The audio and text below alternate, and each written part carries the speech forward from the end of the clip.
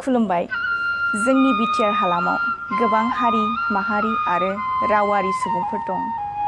मोनसे हारिया थांना थानांगौब्ला गावबागाव राव हारिमुखौ फोथांना लाखिनांगोन।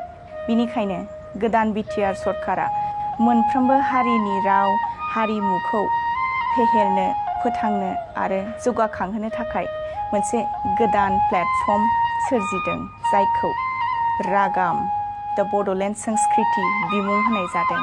बे प्लेटफर्मनि गेजेरजों बिटिआर हालामनि गुबुन गुबुन हारिनि हारिमु आरो महरगिरि बिथांमोनखौ लानानै मोनसे गेदेरथार हारिमुआरि सावरायमेलनि हाबाफारिखौ बोहैथि दाननि 19, 20 आरो 21 फेब्रुआरि 2021 खालारखालि गोजोननि नोगोर क'क्राझाराव थानाय कालचारेल कमप्लेक्सनि जौसाङाव लानाय जादों।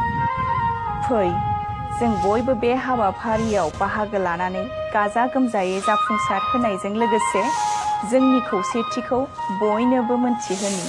गोजोन्थों।